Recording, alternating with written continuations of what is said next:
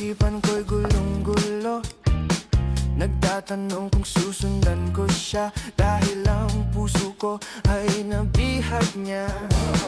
Alam mo bang minamahal ko siya, at tunay ang aking nadarama. Kahit ako'y nagmumukhang tanga, ay ayos lang basta kasama siya. Kahit sabihin